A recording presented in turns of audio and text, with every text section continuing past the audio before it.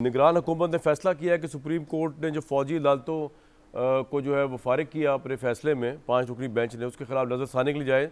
तो मैं कुछ देर के लिए याहिया फरीद साहब, ये आपको लगता है कि इस वक्त ये जो फैसला आया है तो इस्टेब्लिशमेंट में तो एक गम गुस्से की लहर है ही, मतलब ये तो खुलेआम मैं बता रहा हूँ कि है, और उसका इजहार भी हो रहा है, सिर्फ मुझे नहीं पता, जो ही बाखबर लोग हैं जो समझते हैं उनको पता है। और क्वेश्चन ये भी पुट किया जा रहा है कि सिविल अदालतें जो है उसके अंदर ऑब्वियसली वो कॉम्प्रोमाइज़ हो जाती है, क्योंकि मुजरिम जो बड़ा मुजरिम जब आता है तो उनके लिए प्रॉब्लम हो जाता है उसको डील करना, खासतौर पर जब दहशतगर्द आते हैं तो अदालतों के लिए मुकदमा सुनना मुश्किल हो जाता है। तो ये जो फैसला आया है इससे आपको लगता है कि दहशतगर्दों की भी हौसला अफजाई बड़ी हो सकती है पाकिस्तान के मौजूदा लोअर कोर्ट सिस्टम को देखते हुए, जो कि ऑब्वियसली बहुत हद तक फॉल्टी है? देखिए, एक बहुत बड़ी मिसकंसेप्शन ये है कि ये जो मिलिट्री कोर्ट्स हैं या स्पेशलाइज कोर्ट्स या सिविलियंस का ट्रायल जो मिलिट्री करती है, ये एक रिप्रेशन का टूल है। ये एक मिसकंसेप्शन है, बिकॉज रियलिटी ये है कि आप स्पेशलाइज कोर्ट्स को क्रिएट करते हैं एक मजबूरी के तहत। मजबूरी ये होती है कि आपकी ऑर्डिनरी जो कोर्ट्स हैं, they are not adequate to deal with heinous crimes या हीनियस ऑफिशियल्स या हीनियस ऑफेंसेस। और इसी वजह से आपने देखिए एंटी टेररिज्म कोर्ट्स भी क्रिएट की, जबकि पीपीसी के अंदर वो कवर्ड था। आप सिविल की तरफ आ जाए, आपने बैंकिंग कोर्ट्स क्रिएट करते हैं, आप करप्शन के कोर्ट्स क्रिएट करते हैं, जबकि पीपीसी में ये सारे ऑफेंसेस ऑलरेडी कवर्ड थे। उसकी सिर्फ रीजन ये होती है कि आपने ट्रायल को एक्सपेडाइट करना होता है, आपने एक डिटेरेंस क्रिएट करनी होती है, और डिटेरेंस क्रिएट होती है अगर एग्जाम्पलरी पनिशमेंट हो, एग्जाम्पलरी प्रोसीजर हो।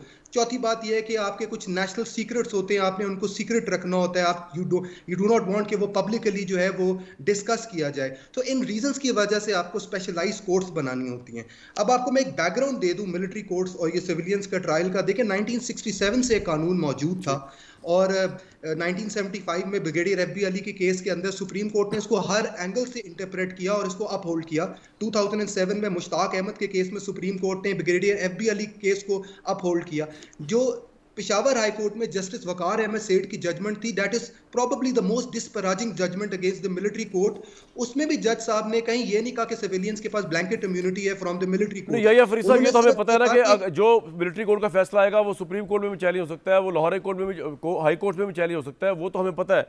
लेकिन मुझे बताइए कि अगर ये फैसला अनडू नहीं होता या अब इस तरह ही रहता है, फोल्ड होता है अपील के अंदर भी, तो इससे फ़र्क क्या पड़ेगा? कोई दहशत गर्दों की बड़ी हौसला अफजाई हो जाएगी, कोई जो आपके सिविलियंस काम कर रहे हैं मिलिट्री सेक्टर में वो शुतर मुहार हो जाएंगे, वो जो चाहे करते फिरेंगे। क्या इम्पैक्ट पड़ेगा इस फैसले से अगर ये इस तरह होल्ड भी हो जाता है?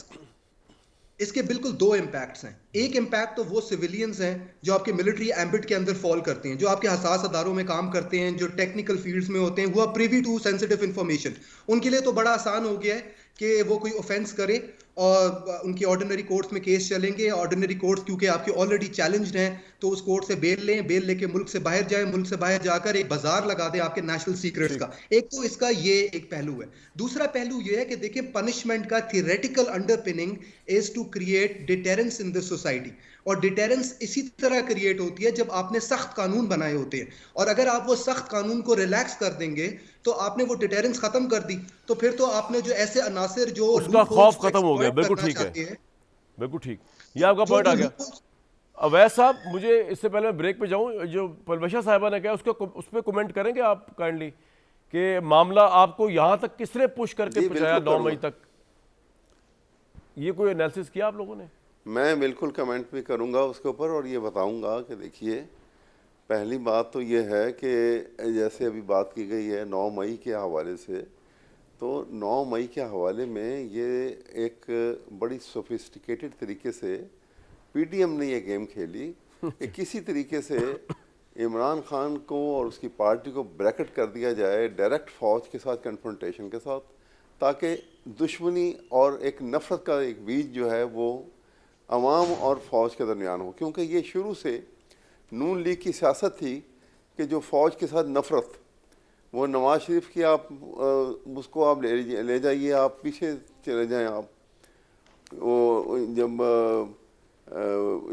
यानी आप जितना भी पीछे चले जाएं, आप देखेंगे कि जिस वक्त जलजुआ